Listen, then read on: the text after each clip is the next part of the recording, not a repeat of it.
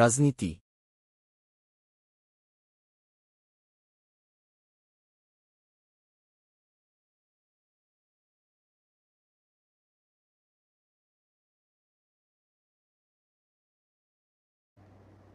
ভারতের কাশ্মীরে পেহেলগাঁও নামে এলাকায় সন্ত্রাসী হামলা হলো। নানা রকম মৃতের খবর পেয়েছি আমরা। 26, 27, 28, মানে কমপক্ষে 26 জন মানুষ নির্মমভাবে হত্যাকাণ্ডের শিকার হয়েছেন। এই 26 জনের মধ্যে একজন মুসলিম, বাকিরা হিন্দু। জানা যায় যে সন্ত্রাসীরা এই গুলি করে মানুষ হত্যা করেছেন তারা বেছে বেছে জিজ্ঞেস করে করে হিন্দুদেরকে হত্যা করেছেন। ফলে এই হামলাটার একটা চেহারা দাঁড় করানো যায়, সেটা হচ্ছে মুসলিম উগ্রবাদী বা জঙ্গিবাদীরা এই হামলা চালিয়েছেন। এখন পর্যন্ত সোশ্যাল মিডিয়াতে আসা একটা গ্রুপের স্টেটমেন্টকে একমাত্র দায় স্বীকার বলে বলা হচ্ছে, যেই সংগঠনটা পাকিস্তান ভিত্তিক লস্করে তৈয়বার একটা অফশুট বলা হচ্ছে। ফলে পাকিস্তানকে এই সন্ত্রাসী হামলার সাথে জড়িত করা হচ্ছে। ইনফ্যাক্ট ভারতে যখনই, বিশেষ করে কাশ্মীরে সন্ত্রাসী হামলার ঘটনা ঘটে, সেটার সাথে পাকিস্তানকে যুক্ত করা হয়। এটা এক ধরনের ট্রেন্ড। এটা সত্য, কাশ্মীর নিয়ে এই দুই দেশের তীব্র মতবিরোধ রয়েছে। দুপক্ষই পুরো কাশ্মীরকে তাদের অংশ বলে মনে করে। যাই হোক, যে ঘটনাটা ঘটলো সেটা কেন ঘটলো, কারা ঘটালেন, এবং সেটার পসিবল ইম্প্যাক্ট কী হবে এই রিজিয়নে এবং অবশ্যই বাংলাদেশে। এই অঞ্চলের ঘটনা, ভারতে এই ধরনের হামলার ঘটনার খুব বড় প্রভাব বাংলাদেশেও পড়তে পারে বলে আমি বিশ্বাস করি। স্বাভাবিকভাবেই যে আলোচনাটা সামনে এসছে সেটা হচ্ছে মুসলিম জঙ্গিবাদীরা, উগ্রবাদীরা এটা ঘটিয়েছেন। যে সোশ্যাল মিডিয়া থ্রেডের কথা বলা হচ্ছে, তারা উল্লেখ করছেন জম্মু কাশ্মীরে আর্টিকেল 370 অফ দ্য কনস্টিটিউশন বাতিল করার পর, আমরা জানি জম্মু কাশ্মীর ভারত ইউনিয়নে যোগ দিয়েছিল কতগুলো বিশেষ শর্তের ভিত্তিতে। সেটা আলাদা প্রভিশন দেওয়া হয়েছিল 370 অনুচ্ছেদে, কিন্তু বিজেপি সরকার দ্বিতীয় দফায় ক্ষমতায় এসে, যেটা তাদের নির্বাচনী প্রতিশ্রুতি ছিল, তারা ওটা বাতিল করে দেয়। এতে আর্টিকেল 370 অনুযায়ী যেমন জম্মু কাশ্মীরে যে কেউ চাইলেই সম্পত্তি কিনতে পারতো না, সেখানে গিয়ে থাকতে পারতো না স্থায়ীভাবে, এসব জিনিস থেকে সরে আসা সম্ভব হয়েছে। ফলে প্রচুর মানুষ এবং বিশেষ করে হিন্দু মানুষ সেখানে যাচ্ছেন, সম্পত্তি কিনছেন, থাকছেন, এবং এই পরিস্থিতি তৈরি হয়েছে ভারতের একমাত্র মুসলিম সংখ্যাগরিষ্ঠ রাজ্য, সেটা আস্তে আস্তে হিন্দু মানুষ গিয়ে জায়গা নিচ্ছেন। এখানে যারা হামলা করেছেন তারা এটার বিরুদ্ধে তারা প্রতিবাদ জানাচ্ছেন বলে বলছেন। কাশ্মীরে, জম্মু কাশ্মীরে পর্যটকদের উপরে হামলার ঘটনা খুব বেশি নেই। সর্বশেষ ঘটনাটাও যেটা বড় স্কেলে হয়েছে, এটা 15-20 বছর আগে হয়েছে। মাঝে মাঝে হয়নি তা না, কিন্তু প্রায় 25 বছর আগে একটা সিমিলার ধরনের হামলা হয়েছিল, সেটাও বেশ বড় হামলা ছিল। কারণ এই রাজ্যটার বিরাট জিডিপির বিরাট অংশ আসলে পর্যটন থেকে আসে। এই যে জায়গাটায় পেহেলগাম, যে জায়গাটা, এটা হলো, এটাকে সুইজারল্যান্ড বলা হয়। আপনার ছবি দেখলে দেখবেন সত্যি অবিশ্বাস্য সুন্দর জায়গাটা।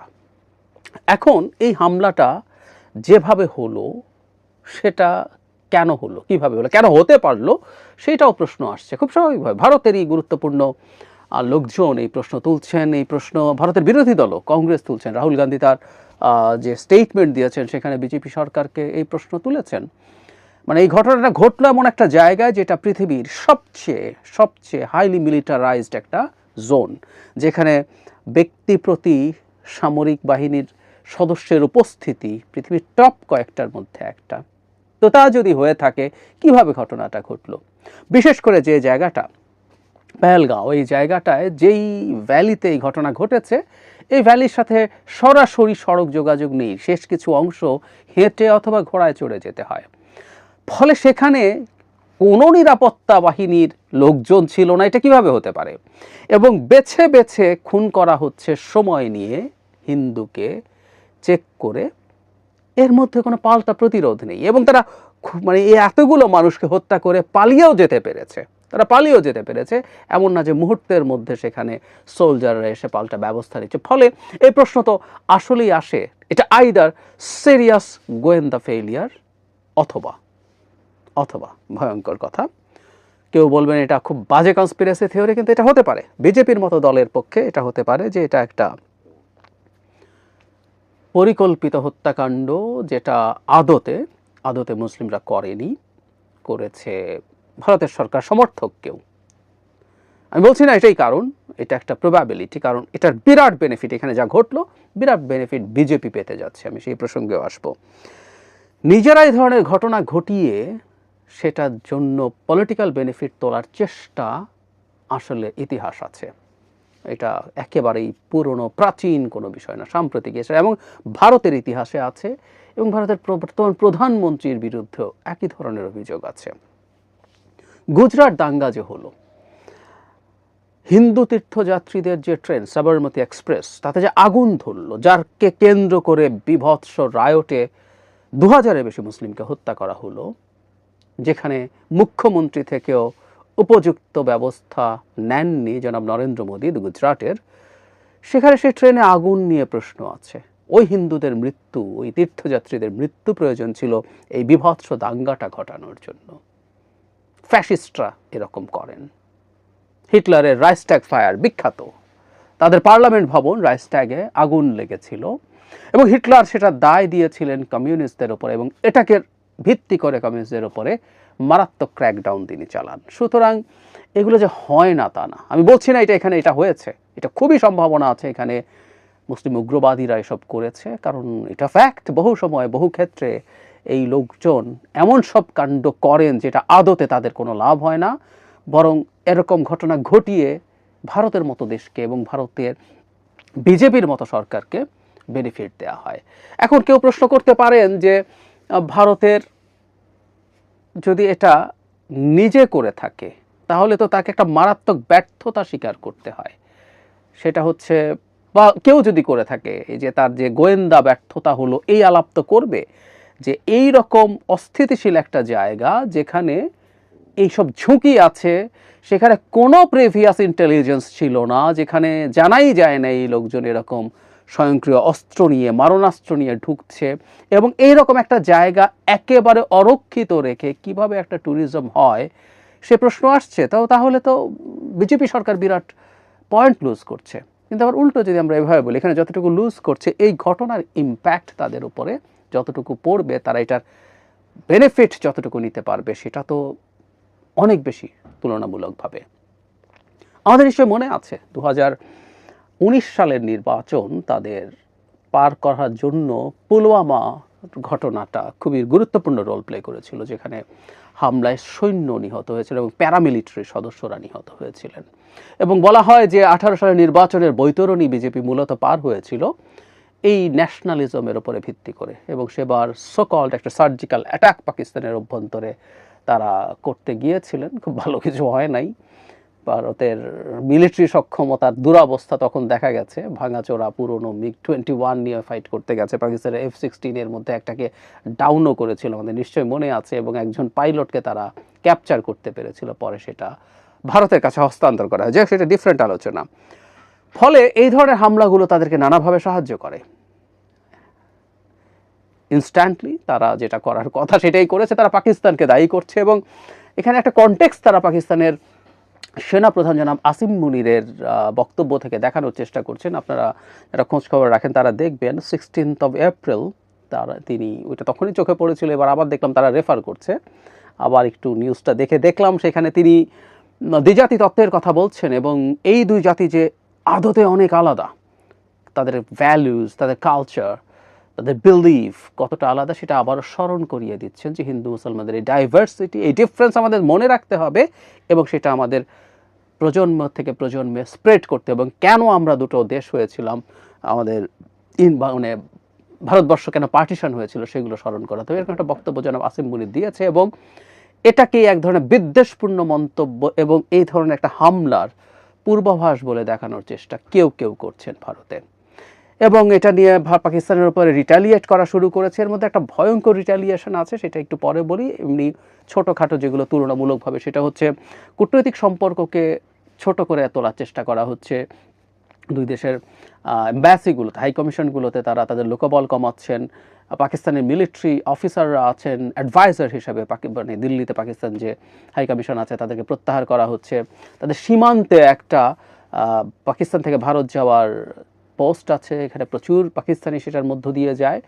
সো স্থলপথে পাকিস্তানিরা যেতে পারবে না, সার্ক ভিসা বাতিল, সো এগুলো আছে। কিন্তু একটা খুবই সারপ্রাইজিং স্টেপও আছে বলা যায়, সেটা হচ্ছে ইন্ডাস ওয়াটার ট্রিটি, মানে পৃথিবীর খুব সাকসেসফুল পানি বন্টন চুক্তিগুলোর একটা উদাহরণ হচ্ছে এই চুক্তিটা, যেখানে পাকিস্তান ভারতের মধ্য দিয়ে প্রবাহিত নদীগুলোর পানি বন্টন নিয়ে বিশ্বব্যাংকের মধ্যস্থতায় 1960 সালে একটা চুক্তি হয়েছিল। ভারত পাকিস্তান যুদ্ধ করেছে, দফায় দফায়ও যুদ্ধ হয়েছে, কিন্তু যুদ্ধের মধ্যেও এই ওয়াটার ট্রিটিটা বন্ধ করা হয়নি, বাতিল করা হয়নি, স্থগিত করা হয়নি। কিন্তু দেখলাম এই চুক্তিটা স্থগিত করা হয়েছে। এটা খুব বড় একটা ফ্ল্যাশ পয়েন্ট হতে পারে। পাকিস্তান এই জিনিসটায় খুব টাফভাবে, খারাপভাবে নেওয়ার সম্ভাবনা আছে, কারণ এটা তাদের জন্য ঝুঁকিপূর্ণ।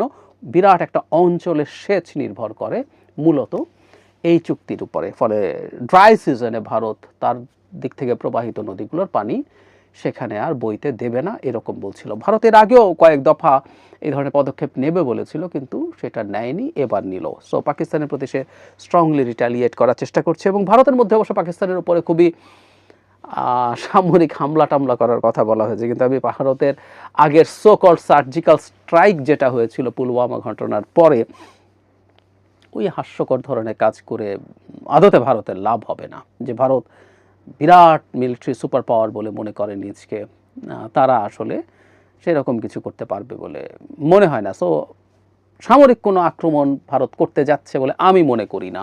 আর আগেরবার যে ঘটনাটা ছিল সেটা হচ্ছে জাতীয় নির্বাচনকে সামনে রেখে তার ব্যবস্থা নেওয়াটা জরুরত ছিল, এবং তারা মনে করছিল এই ব্যবস্থাটা নিলে তাদের নির্বাচনে জেতাটা সহজ হবে, সেই কারণে তারা নিয়েছিলেন। এবার সেই ধরনের কোনো জরুরি বিষয় নেই। এখন এটা এই অঞ্চলকে কিভাবে প্রভাবিত করবে? শুরুতে যে বলেছিলাম যে ঘটনাটা যেই ঘটাক, এটা আমি জানি অনেকে খুবই অফেন্ডেড হবেন, এই ধরনের ঘটনা ঘটানো হয়, এই ধরনের ঘটনা ঘটানো হয়। ভারতের রাজনীতি এবং বিশেষ করে ভারতের ক্ষমতাসীন বিজেপির রাজনীতিটা এইরকমই। এখন এই ঘটনাটা তাদের পক্ষে যাচ্ছে, এতে কোনো সন্দেহ নাই।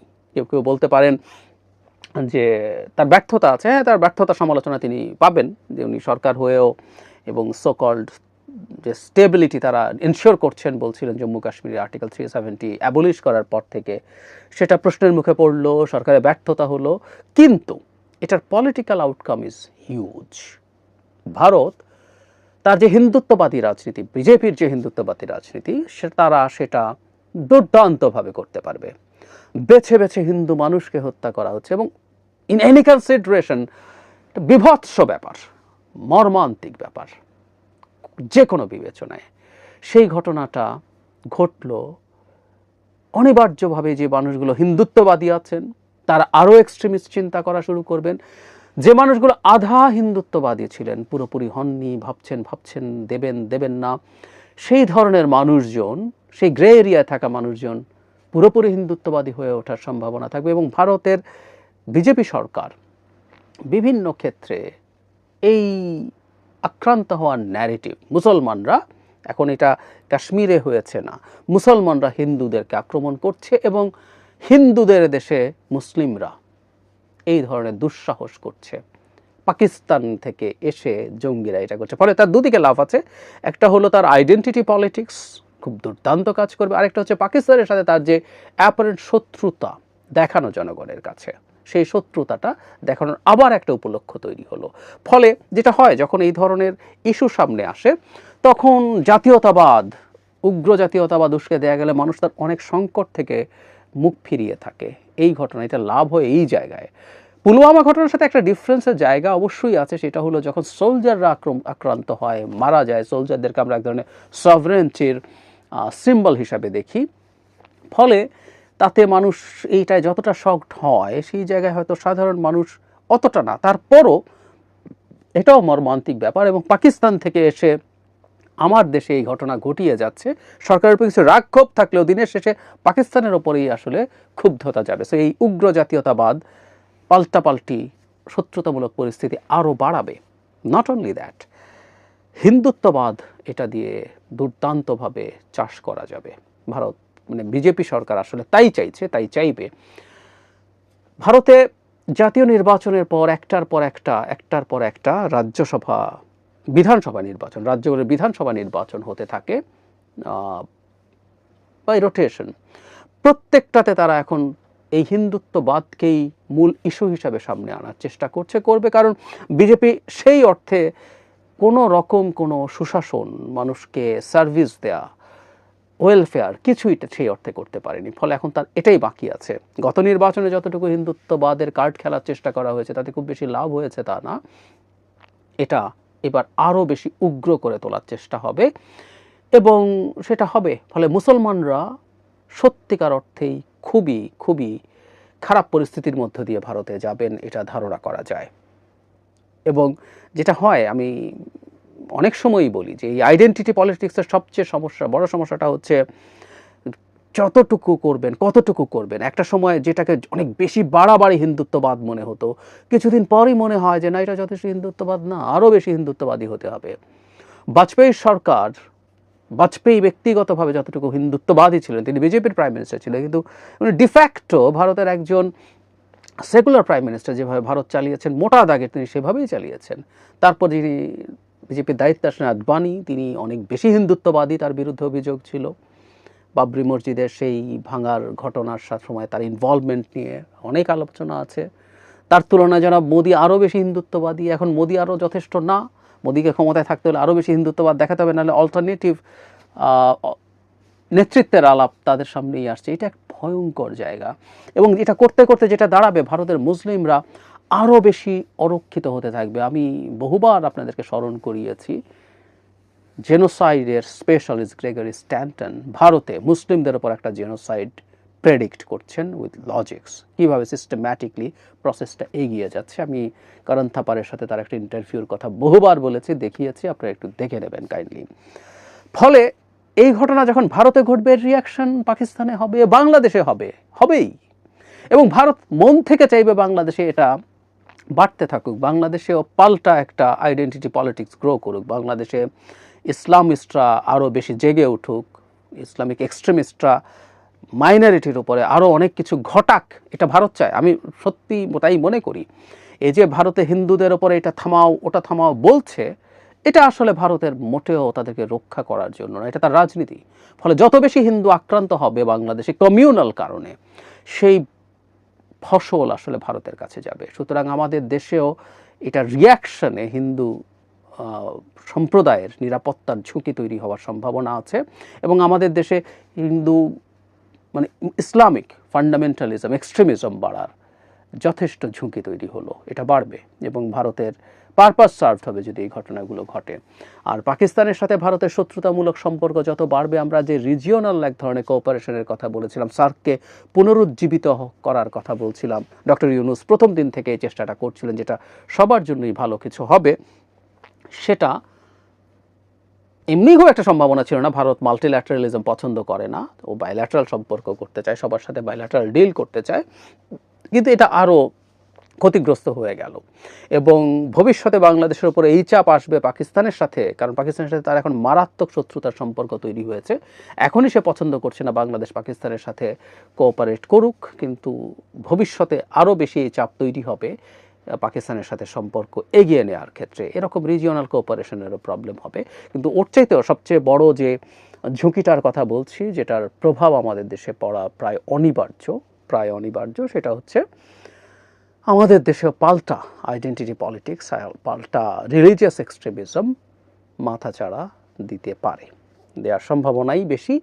এবং বিশেষ করে যতদিন এই ধরনের একটা সরকার ক্ষমতায় থাকবে, আমরা ডক্টর ইউনূসের সরকারের সময় দেখছি বিরাট সাহস তৈরি হচ্ছে অনেকের, যারা বাংলাদেশে একরকম মানে খেলাফতি স্টেট এটা এরকম দেখানোর মতো করে আচরণ করছেন, কথা বলছেন, এই ধরনের আলাপ করছেন। ফলে এই সময়ের মধ্যটা আমাদের জন্য একটা নির্বাচন হয়ে একটা জনভিত্তি সম্পন্ন, জনগণের সমর্থন সম্পন্ন একটা মানে পলিটিক্যাল সমর্থন, আমি এই সরকারের সমর্থন নেই তা বলছি না, কিন্তু ওই রকম সম্পন্ন সরকার হওয়ার আগ পর্যন্ত এই ঝুঁকিটা আমাদের পুরো মাত্রায় আছে এবং আমরা এই ব্যাপারেই পোলারাইজেশন সামনে দেখব। বিশেষ করে ২৬ সালের মার্চ এপ্রিলে যখন পশ্চিমবঙ্গের বিধানসভা নির্বাচন হচ্ছে, তার আগ পর্যন্ত বাংলাদেশে আসলে এই ঝুঁকি এবং এই ধরনের পরিস্থিতি তৈরি করার সমূহ চেষ্টা থাকবে। আমাদের খুবই সতর্কতা দরকার।